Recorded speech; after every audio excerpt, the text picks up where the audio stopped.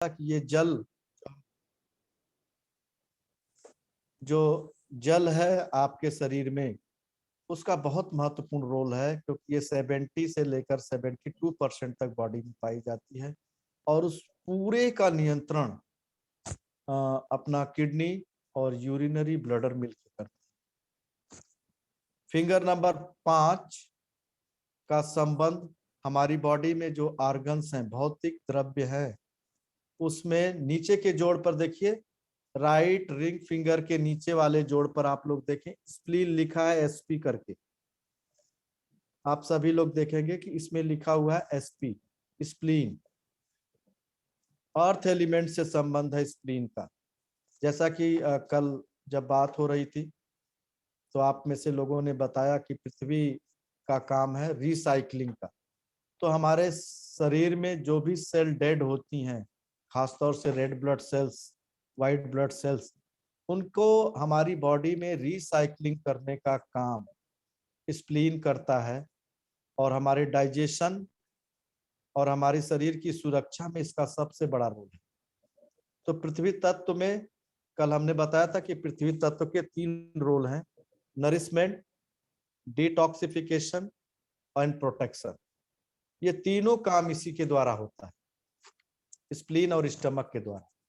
तो स्प्लीन क्या करता है? इकट्ठा करता है आपके शरीर के अंदर जो भी सेल डेड होती हैं, डीजनरेट होती हैं, जिनका लाइफ स्पॉन पूरा होता है, वो अपने अंदर रिसाइकलिंग कर लेता है। और जो कुछ भी हम खाते हैं, इकट्ठा करने का काम हमारा स्टमक करता है, उसको ब्रेक डाउन करके स्मॉल इंटेस्टाइन में भेजता है। तो ये बहुत महत्वपूर्ण चीज है। यानी हमारे शरीर का जो कुछ भी खाते हैं, उसमें जो जर्म्स, बैक्टीरिया आते हैं, उसको किल करने का काम स्टमक करती है और रिसाइकलिंग करने का काम स्टमक करता है। और जो हमारे शरीर के अंदर की सेल डेड होती हैं, इसको हम लोग रेड ब्लड सेल का कब्रगाह भी बोलते हैं, ग्रेवयार्ड भी बोलते हैं। ये बहुत महत्वपूर्ण चीज है, ये बहुत महत्वपूर्ण चीज है। तो जो भी हमारी सेल्स डेड होती हैं, रेड ब्लड सेल्स खास तौर से, उसको ये यहाँ पर रिसाइकलिंग करके हमारे शरीर को सुरक्षा प्रदान करता है। आप देखिए कि अगर ये सेल, रेड सेल्स जो डेड होती हैं, वो अगर हमारे ब्लड के अंदर रहेंगी तो हमारे ब्लड में सड़न पैदा होगी, यानी इन्फेक्शन पैदा हो जाता है। तो स्प्लीन और स्टमक का संबंध हमारे डाइजेशन से है। डाइजेशन के बाद हमारे शरीर को ऊर्जा देने का काम, नरिशमेंट का काम, और उसके बाद शरीर के अंदर जो कुछ भी होता है उसके माध्यम से स्प्लीन उसको डिटॉक्स करती है। और जहां पर भोजन नहीं पहुंचता है, वहां पर स्प्लीन भोजन पहुंचाने का भी काम करती है। तो हमारे शरीर का जो सबसे प्रमुख प्रतिरक्षी आर्गन है, सुरक्षा प्रदान करने वाला आर्गन है, खाने पीने की चीजों से सुरक्षा प्रदान करने का स्टमक, और शरीर के अंदर जो डिटॉक्सिक चीजें होती है उनको बाहर यानी रिसाइकलिंग करने का काम स्प्लीन करता है। और स्प्लीन की एक और विशेषता होती है कि लगभग 1 यूनिट ब्लड, 1 यूनिट का मतलब होता है 200 मिलीलीटर के आसपास ब्लड का पाउडर फॉर्म में ये हमारे शरीर में रखती है। आप सभी देखिए कि अगर किसी को चोट लग गई हो, किसी तरह से लॉस ऑफ ब्लड होता है, तो डॉक्टर पहले ब्लड नहीं चढ़ाता, पहले ग्लूकोज चढ़ाता है। और उस ग्लूकोज चढ़ाने का फायदा ये मिलता है कि जैसे ही ये ग्लूकोज चढ़ाता है डॉक्टर, वैसे ही जो स्प्लीन पाउडर फॉर्म में अपने अंदर ब्लड रखती है, उसको हमारी वेन्स में छोड़ देती है, जिससे कि ब्लड की कमी बहुत तेजी से पूरा हो जाती है, प्राइमरी ब्लड की कमी पूरा हो जाती है। इसके बाद डॉक्टर चेक करते हैं कि आगे क्या करना है, आगे और ब्लड की जरूरत है या नहीं। तो ये लाइफ सेविंग के रूप में भी काम करता है आर्थेलिन यानी स्प्लीन। तो देखिए, अभी तक हम लोगों ने 5 भौतिक द्रव्यों के बारे में चर्चा की है, जिस पर 2-2 आर्गन प्लॉट हैं, 2-2 आर्गन प्लॉट हैं, ये ऊपर वाले जोड़ पर और नीचे वाले जोड़ पर। तो ये आपको धीरे धीरे याद करने की जरूरत है। नेक्स्ट जब हम लोग वीक क्लास लेंगे तो इस पर आपको ये याद रहेगा, और जब आप अपनी फिंगर ट्विस्ट करेंगे तो आपको पता चलेगा कि आपको क्या क्या इम्बैलेंसेज हो सकते हैं, आप ऑब्जर्व कर सकते हैं।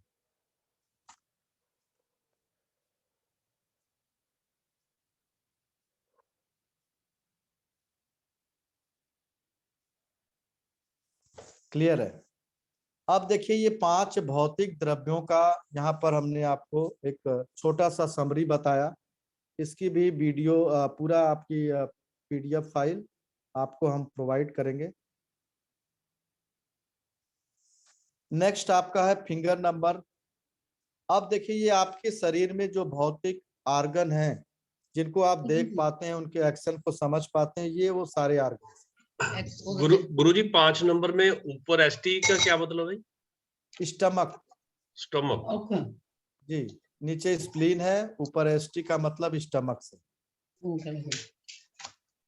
ठीक है? ठीक है सर। फिंगर नंबर गुरुजी स्टोमक से तात्पर्य क्या है कि स्टोमक में तो there are so many organs? नहीं, अच्छा, एब्डोमेन का मतलब होता है उसमें बहुत सारे ऑर्गन। समझ गया। जी जी, मैं नीचे पहुंच गया।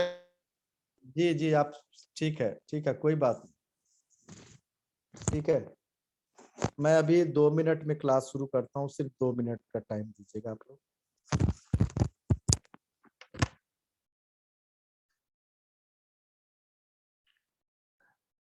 Yes sir. चौहान सर, अभी तक आप चाहें तो ये 2 मिनट के लिए स्क्रीन हटा लीजिए, हम आपस में इंटरेक्शन कर लेते हैं सभी के साथ। एक्चुअली रिकॉर्डिंग का आज मिस हो गई।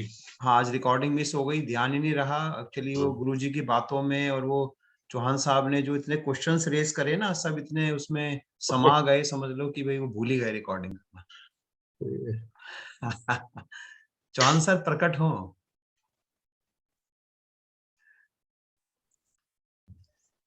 अच्छा। Yes sir.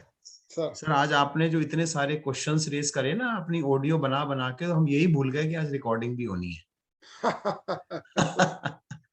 तो सर ऐसा है, गुरुजी जो बता रहे हैं, देखिए वो तो बहुत ही नॉलेजेबल है, बहुत ही गहन अध्ययन उन्होंने किया हुआ है, और 25 से 30 साल हो गए हैं उनने इसको लोगों को कोच कर, मतलब टीचिंग देते हुए।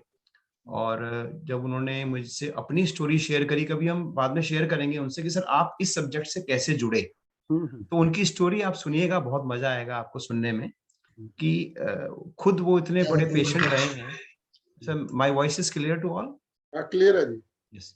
हाँ, मैं सर ये कहना चाह रहा हूँ, एक दिन हम अपने गुरुजी से ये जानना चाहेंगे कि वो इस थेरेपी से कैसे जुड़े, क्या उनको फायदा हुआ, और वो इस प्रोफेशन में कैसे आए। ये एक बार एक हमारा पार्ट रहेगा, हमारी नॉलेज बढ़ेगी कि वो, और इतना उनको ज्ञान जो हुआ, उन्होंने लिया इतना ज्ञान, फिर ज्ञान उन्होंने बांटना शुरू करा। वो कई सालों से ज्ञान तो बांट रहे ही हैं, साथ में वो ट्रीटमेंट भी कर रहे हैं, और ट्रीटमेंट भी वो अपनी इंडियन थेरेपी यानी जो आयुर्वेद है उससे लिंक कराया उन्होंने ट्रीटमेंट। ये एक्यूप्रेशर का ट्रीटमेंट 2 तरीके से होता है, एक तो आयुर्वेदिक एक्यूप्रेशर जो हम पढ़ रहे हैं, और एक ये चाइनीज एक्यूप्रेशर। तो अभी हम जो है भारतीय थेरेपी के हिसाब से अपनी इस इलाज को कर रहे हैं, उसी के हिसाब से एलिमेंट की प्लेसमेंट है। जब चाइनीज एक्यूप्रेशर एक अलग पार्ट है इसका, वो एक थोड़ा एडवांस लेवल है, वो हम जब जैसे जैसे हम लोगों का इंटरेस्ट जागृत होगा, हम उस तरफ भी गौर कर सकते हैं। लेकिन पहले हम इस आयुर्वेद के ज्ञान को समझने का प्रयास करें। गुरुजी ने जो ये एक एक फिंगर के बारे में बताया, तो मैं आपको ये बताना चाहूंगा, आप पहले अपने हाथ को आगे करिए, मैं थोड़ा सा इसको और कोशिश करता हूँ अपनी तरफ से समझाने की। दोनों हाथ को आप आगे करिए। देखिए जो हमारा राइट हैंड है और जो स्मॉल फिंगर है, राइट हैंड की जो स्मॉल फिंगर है, ये आप ये इसको हाथ को ऐसे करना है, ऐसे मत करिएगा, हाथ को ऐसे करना है आपको। ये अभी जो गुरुजी से हम जानना चाहेंगे कि भाई ये हाथों की जो प्लेसमेंट है, ये हाथों की प्लेसमेंट हमारी इस फिजिकल स्ट्रक्चर से कनेक्टेड कैसे है। अगर ये गुरुजी से इस टॉपिक में कवर करेंगे या बाद में कवर करेंगे, इनसे पूछ लेंगे, क्योंकि एक कॉरस्पोंडेंस है, हमारी जो पूरी बॉडी है, हमारा जो पूरा शरीर है, इन हाथों में कैसे प्लेस्ड है, ये हम चाहेंगे गुरुजी से एक दिन इसके बारे में भी थोड़ा हमें ज्ञान दें, कि हमारा कौन सा बॉडी ऑर्गन कैसे रिप्रेजेंट हो रहा है हमारे हाथों के अंदर। गुरुजी आ गए हैं। गुरुजी मैं आपसे रिक्वेस्ट करूंगा कि हमारे हाथों में हमारे जो बॉडी ऑर्गन्स है या जो बॉडी है कैसे प्लेस्ड है, इसके बारे में भी आप कब हमें बताना चाहेंगे, अभी या थोड़ा बाद में? इसको भी हम आपको बताएंगे, इसकी भी पीडीएफ कॉरस्पॉन्डेंस डाल जो आप देंगे। बताते हैं। हाँ हाँ, वो भी बता देंगे। राइट, जी ओवर टू गुरुजी। जी, धन्यवाद जैन साहब, बहुत बहुत। तो अभी तक हम लोगों ने जो चीजें स्टडी की, 5 भौतिक द्रव्य, फिजिकल एलिमेंट, और उससे संबंधित हमारे शरीर में जो भौतिक आर्गन हैं उसके बारे में हम लोग बात कर रहे थे, जिससे रिलेटेड हमारी सेंस आर्गन, 5 सेंस आर्गन हैं, उनके बारे में अभी हम लोग चर्चा कर रहे थे।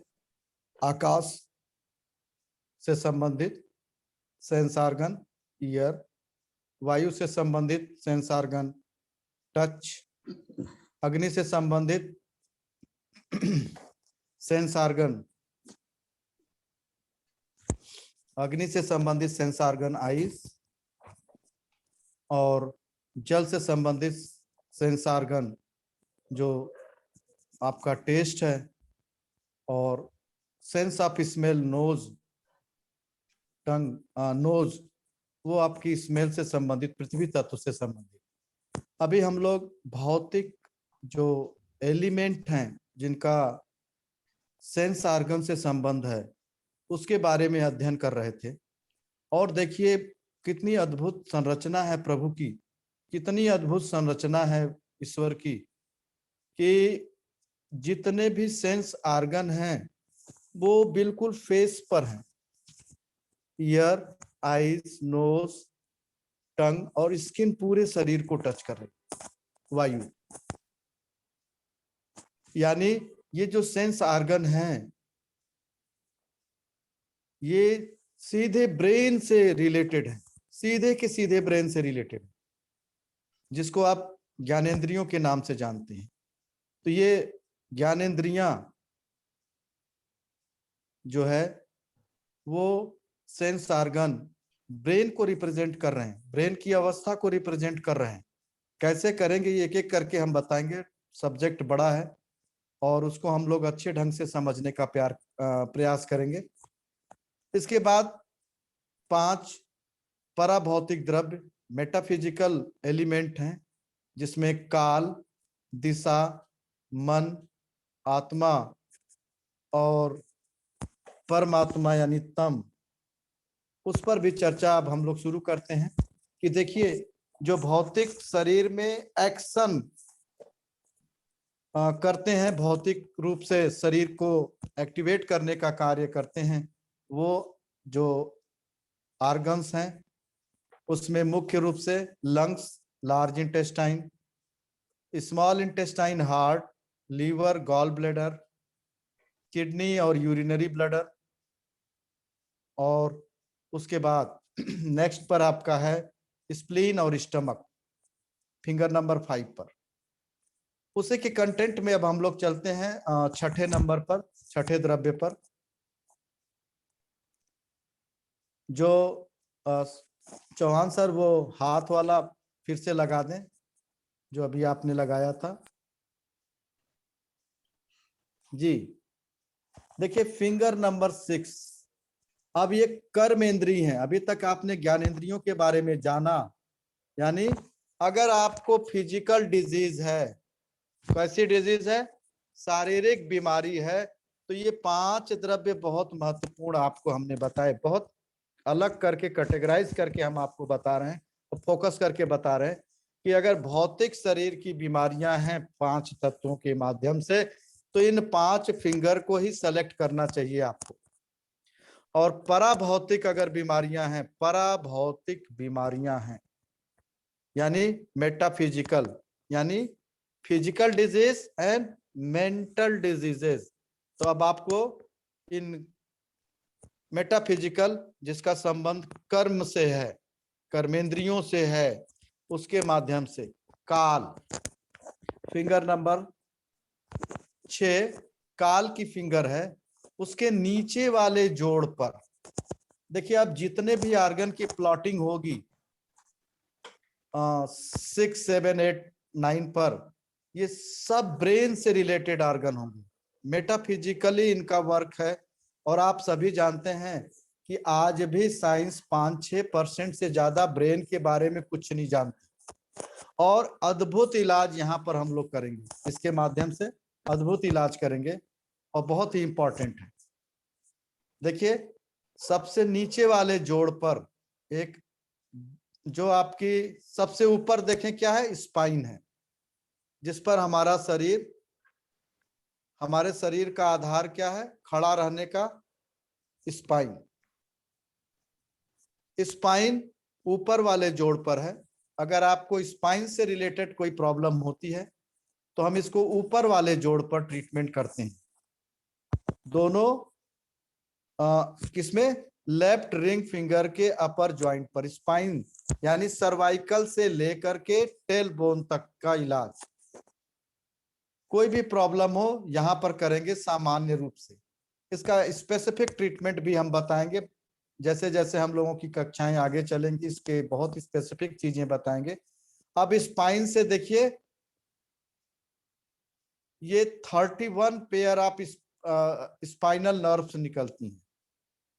33 वर्टिब्रा होते हैं स्पाइन में। कितने होते हैं, 33 वर्टिब्रा होते हैं। 7 सर्वाइकल के, 12 थोरेसिक के अपर बैक के, 5 लंबर के और 5 सैक्रल के और 4 वर्टिब्रा जो है आपका टेल बोन से हैं, जो फ्यूज्ड होते हैं। तो देखिए, सैक्रल 5 वर्टिब्रा भी फ्यूज होते हैं। नेक्स्ट 4 वर्टिब्रा टेल बोन वाले भी 4 फ्यूज होते हैं, आपस में जुड़े होते हैं। तो इसमें देखिए, मुख्य रूप से आप देखते हैं सर्वाइकल स्पाइन और लंबर स्पाइन, दो की मेजर प्रॉब्लम आती है। सभी को आप देखिए, या तो नेक में पेन आएगा या लंबर रीजन में आएगा, जो 5 वर्टिब्रा है। और पूरी स्पाइन का जो मूवमेंट है हमारा, वो सर्वाइकल और लंबर के माध्यम से है। आपकी 12 वर्टिब्रा, 12 मन के, थोरेसिक के उसमें कोई मूवमेंट नहीं होता। सैक्रल फ्यूज होती हैं आपस में और टेल बोन वाली भी फ्यूज्ड होती है। तो इसलिए स्पाइन को 2 भागों में बांटा गया है, प्राइमरी कर्वेचर और सेकेंडरी कर्वेचर। मैं आपको बहुत बड़ी बड़ी बातें बता रहा हूं। प्राइमरी कर्वेचर और सेकेंडरी कर्वेचर, इसका संबंध हमारा टोटल एम्ब्रियोनिक डेवलपमेंट से है। आप देखते हैं कि आफ्टर बर्थ नेक और लंबर रीजन अंदर की तरफ है। आप अपनी स्पाइन पर देखेंगे तो स्पाइन के गर्दन का हिस्सा बिल्कुल जो आपके शोल्डर से जुड़ा हुआ है वो अंदर की तरफ होता है। और लंबर का रीजन, पीठ का नीचे का हिस्सा, हिप जॉइंट से ऊपर का हिस्सा और उसके ऊपर का हिस्सा भी अंदर होता है। अगर आप एक हार्ड सरफेस पर लेटेंगे तो नेक का हिस्सा और लंबर का हिस्सा सरफेस को टच नहीं करता। तो सबसे डेलिकेट स्ट्रक्चर है, इसको सेकेंडरी कर्वेचर बोला जाता है। और सारे तरह की हमारी मूवमेंट, नेक मतलब गर्दन की यानी सिर की और स्पाइन की, इन्हीं 2 लंबर और सर्वाइकल रीजन से है। और सर्वाइकल ब्रिज का काम करता है। कौन से ब्रिज का, ब्रेन और बॉडी के बीच में, ब्रेन और बॉडी के बीच का ब्रिज के रूप में काम करता है। और लंबर हमारा हमारे लेग्स का यानी लोअर बॉडी का और पूरी बॉडी के ब्रिज का काम करता है, थोरेसिक रीजन के बीच में। तो अगर आपके पैरों में जितने तरह की प्रॉब्लम, सियाटिका वगैरह आती है, वो सब लंबर से आती है। हाथ में जितना भी दर्द आता है, फेस पर जितना भी दर्द होता है, नाक में, उस सब के लिए सर्वाइकल स्पाइन रिस्पॉन्सिबल। ये बात आप याद रखिएगा और बहुत महत्वपूर्ण है। अगर आपको स्पाइन में प्रॉब्लम है, पूरी स्पाइन में प्रॉब्लम है, तो ये काल की फिंगर है, स्पाइनल कार्ड। अब स्पाइनल कार्ड हमने बताया कि 33 वर्टिब्रा हैं, जिसमें से 31 पेयर स्पाइनल नर्व्स निकलती हैं और इनकी कनेक्टिविटी ब्रेन से होती है। ये हमारे इस बॉडी, हमारे फेस, हमारे इस चेस्ट रीजन में, एब्डोमेन रीजन में जितने भी ऑर्गन हैं, इनको ब्रेन से कनेक्ट करने का काम करता है। सारे ऑर्गन ब्रेन के कनेक्टिविटी में काम करते हैं। ये बहुत महत्वपूर्ण चीज है। और उसी फिंगर में नीचे के जोड़ पर मेडुला है, जहां पर सर्वाइकल 1 शुरू होता है। जहां पर भी सर्वाइकल 1 शुरू होता है, ध्यान से समझिएगा। सर्वाइकल 1 जहां, गुरुजी डोर्सल का जिक्र नहीं किया आपने, बीच वाले का। हाँ, थोरैसिक को ही डार्सल बोलते हैं sir. Okay okay. 12 pair of 12 vertebra of thoracic को ही डार्सल बोलते हैं। ठीक है सर? Right sir. ओके। तो ये बहुत महत्वपूर्ण सेक्शन है स्पाइन का, और ये पूरे बॉडी ऑर्गन को कनेक्ट कर देता है। और नीचे का जोड़ मेडुला, ब्रेन का सबसे अंतिम पार्ट, जो आपकी स्पाइन से जुड़ा होता है, सर्वाइकल 1 से जुड़ा होता है। आपके सिर के पीछे जो गड्ढा सा होता है, गड्ढे के ठीक ऊपर उठा हुआ हिस्सा होता है, वो पूरा हिस्सा आपका मेडुला का है। मेडुला ये भी ब्रिज की तरह काम करता है पूरे स्पाइन और पूरे ब्रेन को। अभी आपको हमने बॉडी के 3 डायमेंशन बताए थे, फिजिकल, मेंटल एंड स्पिरिचुअल। भौतिक शरीर, कारण शरीर, और मन शरीर और कारण शरीर। उसी तरह से आपके ब्रेन के भी 3 हिस्से हैं। आपके शरीर के भी 3 हिस्से हैं, ध्यान से समझिएगा। पूरा का पूरा ब्रेन 1 नंबर, जो क्रैनियल कैविटी में है, यानी इस पूरे खोपड़ी में बंद है, सिंपल भाषा में समझे तो। और दूसरा हिस्सा स्पाइनल कार्ड, जो स्पाइनल वर्टिब्रा के अंदर स्पाइनल कॉलम में होता है। तीसरा स्पाइनल कॉलम में नंबर 3, 4, 5 से सियाटिक नर्व निकल करके आपके पैर के टोज तक जाती है।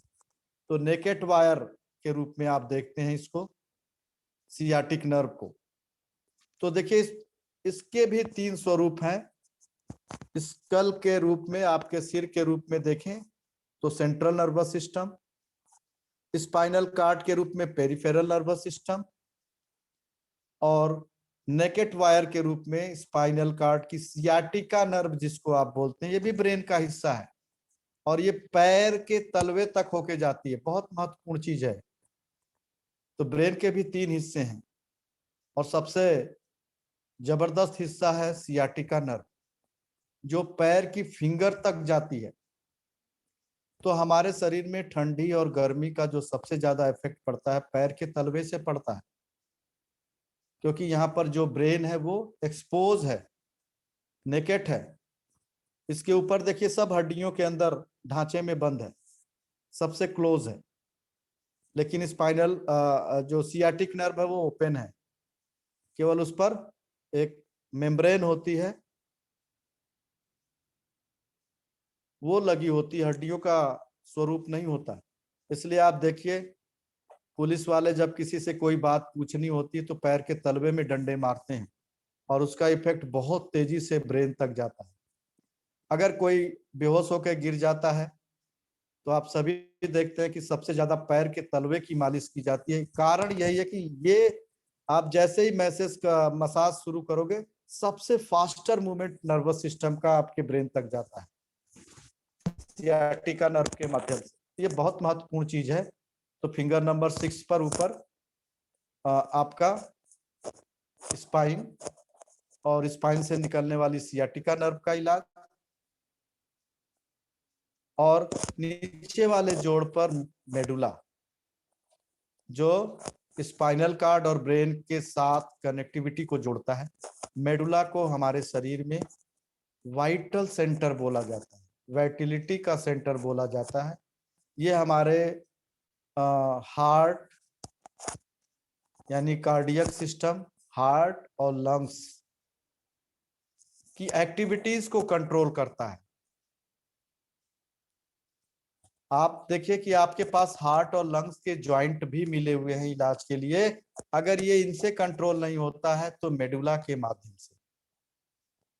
तो ये बहुत बड़ा सेंटर है, इसका भी एक छोटा सा सेक्शन है जो आपको हम इस ट्रेनिंग में अलग से भी बताएंगे। तो मेडुला भी ब्रेन का सबसे अंतिम भाग और उसके बाद स्पाइनल कार्ड शुरू हो जाती है।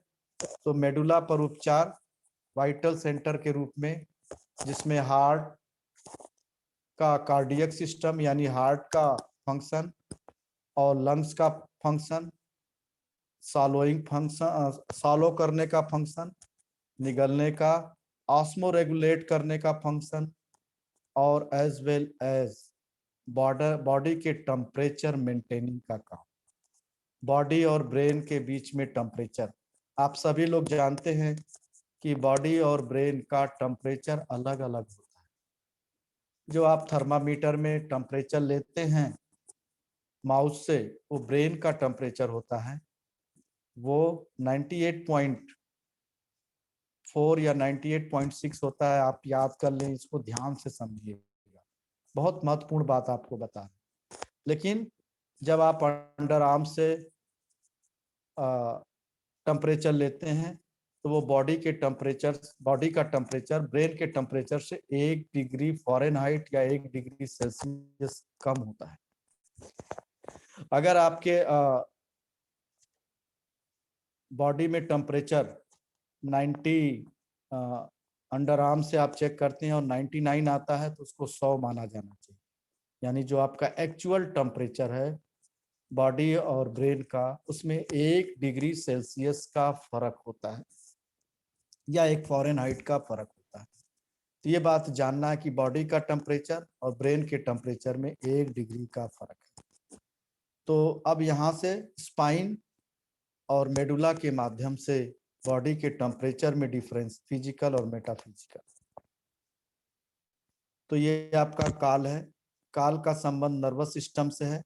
स्पाइन से निकलने वाली स्पाइनल नर्व्स हर ऑर्गन के काल को मेंटेन करती हैं, समय को मेंटेन करती हैं। हार्ट को 72 बार धड़कना है, अगर इससे ज्यादा धड़कता है तो काल घट गया, और उससे कम धड़कता है तो काल बढ़ गया। ये मेडुला के माध्यम से और स्पाइन के माध्यम से हार्ट और लंग्स की एक्टिविटीज और सारे ऑर्गन की एक्टिविटीज कंट्रोल होती है, जो ब्रेन के माध्यम से होती है। तो हमारे शरीर को ढांचा देने का, हमारी क्रियाओं को कंट्रोल करने का काम ब्रेन के माध्यम से। 7 नंबर फिंगर है दिशा। दिशा के ऊपर वाले जोड़ पर एक ब्रेन का सेक्शन है पॉन्स। बिल्कुल आपके मेडुला के ठीक ऊपर की तरफ आपका पॉन्स है, और नीचे के जोड़ पर सेरेबेलम है। नीचे के जोड़ पर सेरेबेलम है। सेरेबेलम को स्मॉल ब्रेन बोला जाता है। सेरेबेलम को स्मॉल ब्रेन बोला जाता है और उसका सहयोगी ऑर्गन पॉन्स है। दिशा का मतलब डायरेक्शन से है, यानी इसका काम कोऑर्डिनेशन का है। कोऑर्डिनेशन का है। जैसे आप लोगों की क्लास के लिए कोऑर्डिनेशन का काम चौहान सर और अजय सर करते हैं, और उसको हमारे बीच में जो कोऑर्डिनेशन है ये दोनों लोग मिल करके करते हैं आपके बीच में। तो ये लोग हम लोगों को, हमें दिशा निर्देश देते हैं और आप लोगों को दिशा निर्देश देते हैं चौहान साहब, कि जैसे सर की क्लास हो रही है और इसको आप इस तरह से क्वेश्चन नहीं पूछेंगे तो इसकी सार्थकता, जो इम्पोर्टेंस है, वो उतनी ज्यादा अच्छी नहीं हो पाएगी। तो ये हमें दिशा निर्देश देते रहते हैं। तो गुरुजी इसका डायरेक्शन, हमारा सेरेबेलम और ये पॉन्स सही है, इसका मतलब? Yes, coordination, balancing, as well as balancing. तो हम खड़े होकर के चल पड़े, ये बैलेंस भी इसी के द्वारा होता है। जब कोई लड़खड़ाने लगे, जिसकी चाल लड़खड़ाने लगे, चलने में लड़खड़ाहट हो, सीधा न चल पाए, ब्रेन से रिलेटेड मैपिंग इसी दिशा के माध्यम से करते हैं कि अगर आपको दीवार से खड़ा कर देंगे और कहेंगे हाथ सीधा ले जाओ, पता चलता हाथ दाएं बाएं जाने लगता है, सीधा ना जाके, या एक स्ट्रेट लाइन पर चलाते हैं और आप उस लाइन पर सीधा नहीं चलते, इधर उधर बैलेंस बिगड़ता है, तो डॉक्टर समझ जाते हैं कि सेरेबेलम जो स्मॉल ब्रेन है उसका सहयोगी ऑर्गन पॉन्स, इसमें इम्बैलेंस है। तो टोटल में जो कोऑर्डिनेशन है ब्रेन और बॉडी के बीच में, उसको स्थापित करने का काम सेरेबेलम करता है और पॉन्स मिलके दोनों करते हैं, दोनों का काम है। अचानक अगर आपका बैलेंस लॉस होता है तो पॉन्स पर इलाज, और धीरे धीरे लॉस होता है तो सेरेबेलम पर। सेरेबेलम को बेसिकली स्मॉल ब्रेन बोलते हैं, छोटा ब्रेन, और ये हमारे सिर के पीछे होता है। तो जो भी कोऑर्डिनेशन की कमी है, आप देखिए अगर कोई चल रहा हो, बहुत नॉर्मल चलता हो, अचानक उसकी चाल बिगड़ने लग जाए, लैक ऑफ कोऑर्डिनेट हो जाए, आप चलते चलते टकरा के गिर जाए, बैलेंस नहीं बना पाए, तो ये समझिए कि आपका सेरेबेलम और पॉन्स में कहीं ना कहीं इम्बैलेंस है, जो इस टकराव के साथ कोऑर्डिनेट नहीं कर पाता। कहीं पर आपको धक्का लगता है, आप गिर जाते हैं, लेकिन कहीं पर धक्का, किसी को उसी जगह धक्का लगता है, वो बैलेंस होकर फिर से चलने लगता है। तो वो आप इससे डायरेक्शन को समझ सकते हैं। ये बहुत महत्वपूर्ण ऑर्गन्स हैं आपके, सेरेबेलम और पॉन्स। क्लियर हो रही बात सबको? इस पर और भी चीजें हम आपको बताएंगे। तो जहां पर लैक ऑफ कोऑर्डिनेशन हो, लैक ऑफ बैलेंसिंग हो, वहां पर ये बहुत महत्वपूर्ण ऑर्गन है। आजकल देखिए फैमिलियां बहुत तेजी से टूट रही, तो वहां पर सेरेबेलम और पॉन्स का रोल बहुत गुरुजी। बहुत जी। हाँ जी, सर्वाइकल के कारण जो चक्कर आते हैं सुबह उठने पे, हाँ, वो इसी के कारण आते हैं। ये तो स्पाइन की वजह से आते हैं ना, 6 नंबर फिंगर पर, काल की फिंगर पर जो प्लॉटिंग। अच्छा, उस वजह से आते हैं। जी, चक्कर इसकी वजह से नहीं आते। बॉडी बैलेंसिंग, जब आप चलते हैं तब लड़खड़ाहट होती है, आप चाल को बैलेंस नहीं कर पाते, चक्कर नहीं आएगा इसमें। अच्छा, वो बॉडी बैलेंस अलग है और चक्कर अलग है। जी, चक्कर के लिए स्पाइन से आते हैं, सर्वाइकल है तो स्पाइन से आते हैं। दूसरा चक्कर का दूसरा कारण है, एक तो सर्वाइकल होना, दूसरा ब्लड प्रेशर का लो और हाई होना, दोनों ही तरीके हैं। Okay sir. High blood pressure में भी चक्कर आता है, लो ब्लड प्रेशर में भी आता है, और सर्वाइकल है तो भी आता है, और यही हमें खोजना है कि कौन सी प्रॉब्लम की वजह से चक्कर आ रहा है। ठीक है? हाँ जी। ओके तो सर। 7 नंबर दिशा है, और ये बहुत महत्वपूर्ण है, जो आपकी पूरी बॉडी को डायरेक्शन देता है, निर्देशित करता है, और सभी तरह के कोऑर्डिनेशन, इंटरनल और एक्सटर्नल, सभी तरह के कोऑर्डिनेशन को ये मेंटेन करने का काम करता है, इसीलिए इसको स्मॉल ब्रेन के रूप में जाना जाता है। 8 नंबर फिंगर जो आपके ब्रेन के बिल्कुल सेंटर का हिस्सा है, उसमें देखिए मिड ब्रेन है और लिम्बिक सिस्टम है। लिम्बिक सिस्टम का मतलब होता है बिहेवियर का सिस्टम, जो हमारा दिनचर्या है, हमारी व्यवहार, हमारी बोलचाल की भाषा, हमारे इमोशंस जो हम प्रकट करते हैं, ये हमारे लिम्बिक सिस्टम में आते हैं। यानी मन को रेगुलेट करना चौहान साहब योग और मेडिटेशन के द्वारा, यहीं से आपके व्यवहार, आचार व्यवहार, रहन सहन, खान पान, ये मन की बिहेवियर, सभी इंद्रियों को यहाँ से कंट्रोल किया जाता है। ये ब्रेन का सेक्शन होता है जिसको लिम्बिक सिस्टम कहते हैं। ये हमारे सभी तरह के व्यवहारिक जीवन के वातावरण को मेंटेन करने का काम करते हैं। तो इसमें 2 तरह से आपका बिहेवियर है। अचानक से फ्रीक्वेंट किसी का बिहेवियर बिगड़ता है तो ऊपर के जोड़ पे मिड ब्रेन पर, और किसी का धीरे धीरे बिहेवियर बिगड़ता जाता है और क्रॉनिक हो गया है तो लिम्बिक सिस्टम पर उपचार करते हैं, मन पर। बहुत महत्वपूर्ण है। इसके साथ अभी और कनेक्टिविटी आपको हम बताएंगे। तो जितना भी हमारा सोशल बिहेवियर है, आप सभी लोग सोशल बिहेवियर जानते हैं, उसको दूसरे रूप में बोलें तो हमारी जो मोरल वैल्यूज हैं, आपने योग में यम और नियम जो 8 चरण हैं, तो उसमें यम और नियम ये आपके मोरल वैल्यू में आते हैं, और ये सारा का सारा लिम्बिक सिस्टम और मिड ब्रेन के द्वारा कंट्रोल होता है। बहुत महत्वपूर्ण चीज है। देखिए, आप योग करें और फिंगर को घुमाएं तो क्या क्या चीजें होंगी, बहुत अद्भुत संगम है ये।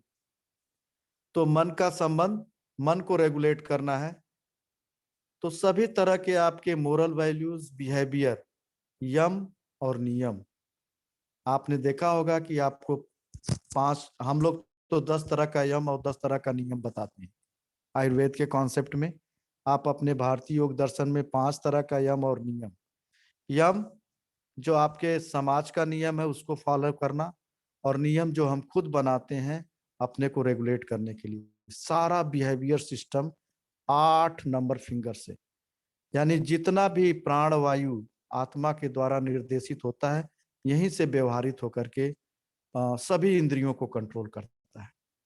आपको गुस्सा आता है, आपको हंसना आता है, और आपको यही नहीं पता है कि आप कहाँ गुस्सा करते हैं और कहाँ हंसते हैं, तो ये आपका माइंड यानी मन रेगुलेट नहीं है, इसको ठीक करने की जरूरत है। तो फिंगर नंबर 9 पर देखें,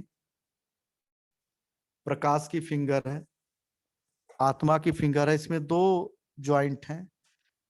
कार्टिकल ब्रेन दिया हुआ है। कार्टिकल ब्रेन को दूसरे नाम से भी जानते हैं हम लोग, सेरेबेलम के अभी आपको सेरेबेलम बताया जो बैलेंस करता है, और दूसरा है सेरेब्रम, इसको बिग ब्रेन बोला जाता है। आपने देखा होगा कि हमारा सिर जो है गोभी के छत्ते की तरह, फ्लावर, कैलीफ्लावर की तरह है, कहीं उठा हुआ कहीं दबा हुआ।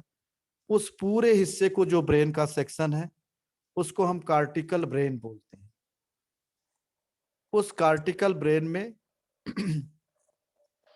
सभी तरह के कंट्रोल सिस्टम है, और ये कार्टिकल ब्रेन 4 भागों में बंटा हुआ है, 4 राइट 4 लेफ्ट, यानी राइट और लेफ्ट के भागों में बांटा गया है। तो 4 लेफ्ट 4 राइट, टोटल में 4 भाग में बांटा जाता है। Frontal lobe, frontal lobe for all इनिशिएशंस, सभी तरह के इनिशिएशन और हमारे शरीर की जितनी मोटर एक्टिविटीज है जिसको हम बुद्धि कहते हैं, ये सब फ्रंटल लोब के द्वारा होता है। उन सब का उपचार इसी के ऊपर वाले जोड़ पर। दूसरा है पेराइटल लोब, जो सर के ऊपर का हिस्सा है, बिल्कुल top of the head vertex.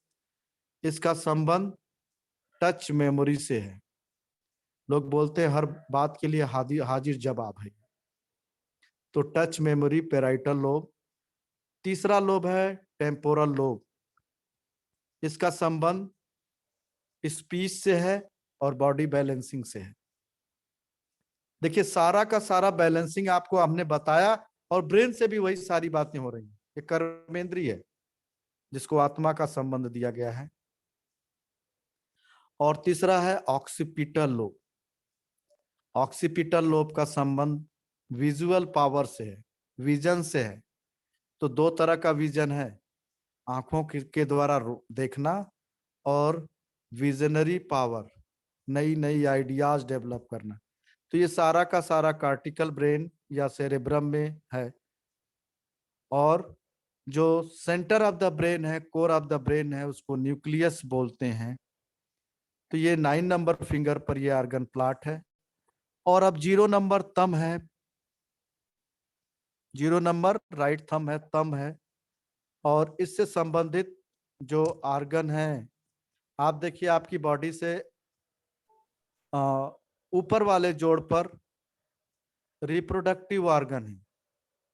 आपने देखा कि इसकी जो एनर्जी के रूप में हम लोग बात कर रहे थे रिप्रोडक्टिव ऑर्गन के बारे में, प्रजनन शक्ति से है, रिप्रोडक्शन से, फर्टिलिटी से संबंध इसका है, इनफर्टिलिटी से है। तो राइट थंब का संबंध रिप्रोडक्टिव ऑर्गन से है ऊपर वाले जोड़ पर, और नीचे वाले जोड़ पर एक्सक्रीटरी ऑर्गन है, यानी कंप्लीट क्लीनिंग ऑफ बॉडी। तो देखिए आपके बॉडी से जो एक्सक्रीशंस होते हैं, बहुत सारे एक्सक्रीशंस हैं, बहुत सारे ऑर्गन हैं, लेकिन कंप्लीट बॉडी का अगर एक जगह से एक्सक्रीशन करना है, एक्सक्रीट आउट करना है, तो वो राइट थंब कप जॉइंट परमात्मा जो सबको एक साथ साफ कर दे। तो देखिए आपके साथ एलआई मिला है, जहां से स्टूल पास होता है, वो भी आपका एक्सक्रीटरी ऑर्गन है। लंग्स सांस छोड़ता है, वो भी एक्सक्रीटरी ऑर्गन है। स्किन को आप देखिए स्वेट के रूप में एक्सक्रीटरी ऑर्गन है। आपके माउथ से एक्सक्रीशन होता है, आपके आंख से पानी निकलता है, कान से वैक्सेस निकलते हैं, नोज से जो है नेजल सेक्रीशंस होते हैं। These are the different excretory organ, but सबको एक जगह से जनरेट करना है, तो परमात्मा की फिंगर नीचे वाले जोड़ पर excretion of the whole body. तो ये टोटल में हम लोग आज ऑर्गन के बारे में बात कर रहे हैं। कल इसी के अगली क्लास के लिए हम लोग इंडोक्राइन्स और ऑर्गन ऑन फैलेंजेस इस पर चर्चा करेंगे। बहुत इंटरेस्टेड होने वाला है सब्जेक्ट, तो निश्चित रूप से आप लोग इसको और अच्छे से याद कर सकते हैं। और जितना पढ़ के आप लोग आएंगे, कुछ भी मत पढ़िए, रोज 10 मिनट 15 मिनट पढ़ें। आप लोग जो बताया गया उसको केवल याद करने का प्रयास करें, और जब इसकी डिटेलिंग थोड़ा थोड़ा करके हम जाएंगे, देते जाएंगे, तो आपको इस पर उपचार करना बहुत आसान हो जाएगा। गुरुजी, तो ये कहा जी, प्रोस्टेट कहाँ पे आता है? हाँ जी, प्रोस्टेट कहाँ पे आता है, कौन से उस पे आता है? हाँ, प्रोस्टेट का संबंध जो है एक्सक्रीटरी ऑर्गन से आता है और रिप्रोडक्टिव ऑर्गन से आता है, जीरो से। तो राइट थंब का जो जॉइंट्स है वो प्रोस्टेट से, यूट्रस से, सबसे रिलेटेड है। ठीक है। Right sir. प्रोस्टेट जो है रिप्रोडक्टिव ऑर्गन, मेल का मुख्य ऑर्गन। तो जहां पर हमारी बॉडी में हमारे लोअर एब्डोमेन में नाभि से 4 अंगुल नीचे प्रोस्टेट है, वहीं से 4 अंगुल नीचे फीमेल में यूट्रस है। मेल में प्रोस्टेट ग्लैंड है, फीमेल में यूट्रस है। ठीक है। गुरुजी एक सजेशन है, अगर ठीक लगे तो, अगर जी। नेक्स्ट क्लास में अगर हमें इसकी ह्यूमन बॉडी की अगर फोटो या वीडियो पे अगर पता चल जाए, जितने भी ऑर्गन आपने बताए, तो थोड़ी सी और समझ आ जाएगी। अजय जी मैं आप प्रयास, हाँ मैं प्रयास करूंगा कि इसके लिए जो आपका बॉडी ऑर्गन्स हैं, अजय जी हेल्प कर सकते हैं। जी जी हम कुछ करेंगे, आप जी चिंता सर, ना जी सर। करें। तो उस पर हम बॉडी ऑर्गन्स, आपकी बॉडी इस पर ग्रुप में डालेंगे। और दूसरा कौन कौन से ऑर्गन कैसे बॉडी में सिचुएटेड है और उसकी लोकेशन क्या है, ये सारी चीजें जो अभी क्लास अजय जी बोल रहे थे कि कैसे बॉडी हाथ में है, जब उस पर चर्चा करेंगे तो ये सारी चीजें आपको मिलेंगी। ठीक है सर, थैंक यू जी। ठीक है। तो हम लोग इसको और पढ़ें और एक एक चीज जाने की। देखिए आप हाथ की फिंगर पर ही सभी तरह के उपचार कैसे करते जाएंगे, बहुत आसान विषय है, और सिर्फ उसके कार्य और फंक्शन को समझ लेने से बहुत सारी चीजें हम बहुत तेजी से कर सकते हैं। अजय जी सर, आज एक बात तो पूरी तरह से समझ में आ गई कि GST is very simple. Yes, वो सर वो जो कहा था ना, वो सीढ़ी बनानी है, वो पृथ्वी से और वो आकाश तक की ना। मतलब आपको एक आपको बात बताई थी कि भाई वाइफ को आप खुश करना चाहते हो या वो बात है कि भाई जीएसटी इज वेरी सिंपल। और सर ने तो आज बहुत ही सुंदर शब्दों में, गुरुजी ने तो बहुत ही सिंपल शब्दों में बताने का प्रयास करा है। और वो एक हमारी एक अब्जॉर्प्शन पावर है कि हम कितना उसको समझ पाते हैं। और जैसे हम साइंस बैकग्राउंड, हम लोग, मेरी तो खैर है नहीं साइंस बैकग्राउंड, आप में से बहुत लोगों की नहीं होगी, लेकिन जिनकी साइंस बैकग्राउंड है वो शायद सर के कॉन्सेप्ट को बहुत अच्छी तरह से समझ पाएंगे।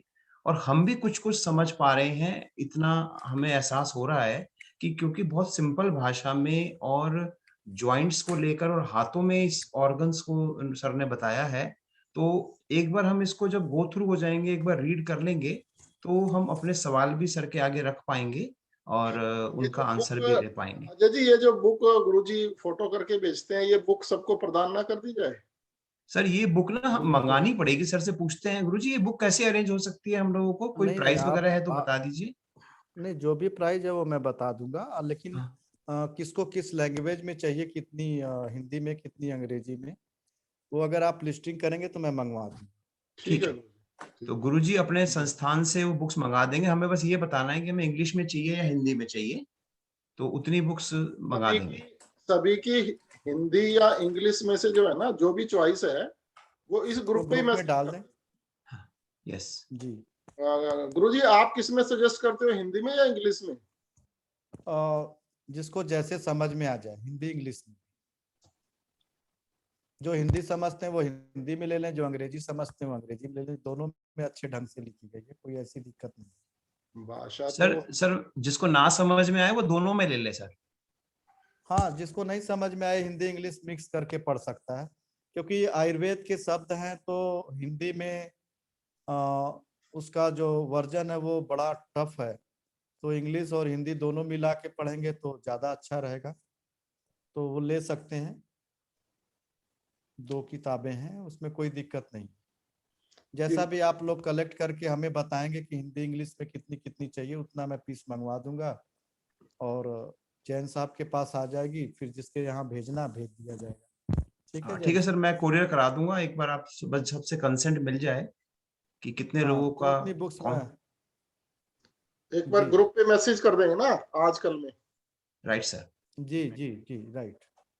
सब अपना नाम लिखें और उसके सामने लिखें कि बुक हिंदी, बुक इंग्लिश, ऐसे। हाँ, और अगर दोनों जी चाहिए तो एंड लिख देंगे, हिंदी एंड इंग्लिश। अच्छा and गुरुजी, एक ऐसे इक्विपमेंट्स भी आते हैं जो एक्यूप्रेशर में हेल्प करते हैं, या कोई रिंग भी आती है, तो वो भी हाँ, आप रिंग है। प्रोवाइड करवा पाएंगे? जी बिल्कुल, क्यों नहीं, बिल्कुल। Rings right. है, जिमी है, करेला है, वो करवा देंगे। हाँ, कुछ कुछ एक्यूप्रेशर के कुछ एक इंस्ट्रूमेंट्स हैं जिसको हम कहते हैं कि भाई हमारे को जैसे वो हाथों में, जी जी, मान लीजिए हम इसको चलाते हैं, प्रोब वगैरह वो हैं, अगर वो दो चार जी बेसिक जी, इक्विपमेंट्स हैं जो हमारे पास हाँ होने बिल्कुल चाहिए। करवा, वो हो राइट, जाएंगे, हो जाएंगे। Right sir, right. जी, रिंग है, जिमी है, करेला है, इजीली अवेलेबल करा देंगे आप। ठीक है सर। ये तो बहुत एक बहुत एक शुक्रिया सबको। गुरुजी। आप जी जी जी, ये सर, सभी किसी को का बहुत कोई और बहुत सवाल धन्यवाद। हो? सवाल बस यही है कि गुरुजी बहुत अच्छा सिखा रहे हैं और इसमें थोड़ा सा जो समय है उसको हम बढ़ा सकते हैं, गुरुजी की दक्षिणा भी बढ़ा सकते हैं, और ये कॉन्टिन्यूअस प्रोसेस चलता रहे तो काफी अच्छा है। और इसका जो भी एक आगे लेवल भी है, 1 2 3 4 5 11 12 13 14 जितने भी हैं, धीरे धीरे हमें सारे लेवल सिखाते चले जाए तो हम तो मतलब बिल्कुल तरना चाहते हैं इस सब्जेक्ट के ऊपर। सर फिर आपको इनडायरेक्ट टैक्स छोड़ के ना, और आपको डॉक्टरी करनी पड़ेगी नहीं गुरु नहीं जी की नहीं, तरह। कुछ छोड़ने की जरूरत नहीं है, सब चीजों से रिटायरमेंट ले चुके हैं ऑलरेडी। बहुत अच्छी बात है। तो राधे जी राधे का समय स्टार्ट हो गया है, और जी, मैंने और खुराना साहब ने 60 पे तो सोच लिया कि 60 के बाद तो ब्रेकफास्ट खुद करेंगे, लंच खुद करेंगे, डिनर खुद करेंगे, चौथा काम नहीं करेंगे। अभी कौन करा रहा है सर? हैं? अभी कौन करा रहा है? फिर गुरु जी के सानिध्य में चले जाएंगे परमानेंट। जी ठीक है, तो आप लोग सब लोग जितना होगा कर दीजिएगा। बहुत महंगी कास्ट की बुक नहीं है, इसमें एक कॉरेस्पॉन्डेंस की और एक आयुर्वेद की बुक होगी, तो दोनों मिला करके मुश्किल से 300 या 400 का कास्ट प्राइस होगा, तो इंस्ट्रूमेंट और सब मिला करके अप्रोक्सीमेट 500 का एक हिसाब बनता है। करवा दो गुरु जी, करवा दो। हाँ जी, वो अप्रोक्सीमेट 500 के आसपास या 400 के आसपास पड़ेगा, जो 2-3 इंस्ट्रूमेंट, रिंग्स है, करेला है, जिमी है, एक एक सबको दिया जाए। और जो लोग सीख रहे हैं और जिनको बुक्स हिंदी इंग्लिश में चाहिए वो रहेगा, तो उसी हिसाब से कास्ट थोड़ी सी ज्यादा होगी, तो जैसे भी आप कर। कॉस्ट जी, का कोई इशू नहीं है गुरु जी, सब नहीं चार्टर्ड नहीं, है यहाँ पे। नहीं नहीं नहीं नहीं, अभी किसी के द्वारा ये आया था कि क्या कास्ट की प्राइस होगी बुक्स की, उसके लिए मुझे बताना पड़ रहा है। सर तो वो कोई इशू उन्होंने नहीं है। समझा था कि ये कोई कई थाउजेंड्स में है, इसलिए अदरवाइज तो पूछते नहीं है वो सवाल, वो 1000 से कम के तो नहीं सवाल पूछते नहीं है ना सर हमारे ग्रुप नहीं में। नहीं, नहीं तो नहीं, पूर्णिमा जी का बिल्कुल सवाल था कि भाई वो बुक कॉस्ट कितने की है, तो उन्होंने समझा बहुत महंगी है, जबकि ये तो बहुत ही नहीं रिजनेबल नहीं, प्राइसेस में है। बहुत रीजनेबल और बहुत इजियर आपको अवेलेबल है। तो जैसा भी होगा जैन साहब, आप हमें एक मैसेज डाल देंगे कितनी हिंदी कितनी इंग्लिश की चाहिए, यस तो सर। वो हम मंगा देंगे। एक जी, सभी से हम रिक्वेस्ट ये कि अपना अपना एड्रेस भी कर दें, क्योंकि कोरियर के थ्रू भेजना पड़ेगा। तो जी जिसका जी, नाम लिख दें, कौन सी बुक चाहिए ये लिख दें, और साथ में अपना एड्रेस दे दें, address correspondence pin address, code के जिससे साथ। कि उसके यहाँ कोरियर किया जा सके। हाँ, जी जैसे अरूप कैलकाटा से हैं, खुराना साहब चंडीगढ़ से हैं, तो डिस्टेंस से है ना सभी लोग। हाँ हाँ हाँ। जी जी। तो ठीक है। कोरियर करने का प्रबंध किया जाएगा। तो एक सब बार मेरा सबसे सब मेरा एक सजेशन था कि हिंदी और इंग्लिश दोनों ही लगेंगे सभी को, मुझे लगता है कि किताब। तो अगर हिंदी और इंग्लिश का कॉमन सेट और जो भी चीजें हैं जो हमको टूल्स जो चाहिए, इसका अगर एक कॉमन सेट होगा तो सभी ले लेंगे। अगर तो फिर अगर हम लोग एड्रेस दे देंगे तो फिर सर कुरियर कर सकते हैं।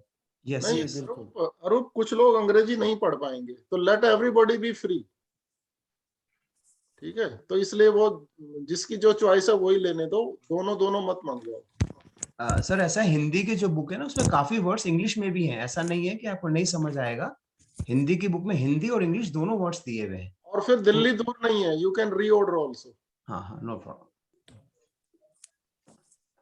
ठीक है सर, ठीक शुड है वी सर, वाइंड अप? ठीक है। जी जी वीके सर? जी सर। यस गुरुजी जी की आज्ञा चाहिए।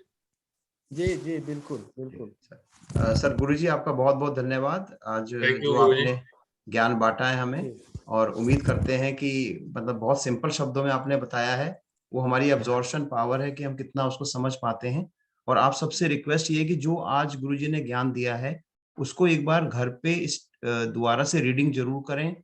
और अगर कोई भी क्वेश्चन दिमाग में आता है तो उस क्वेश्चन को आप अपने ग्रुप में थ्रो करें।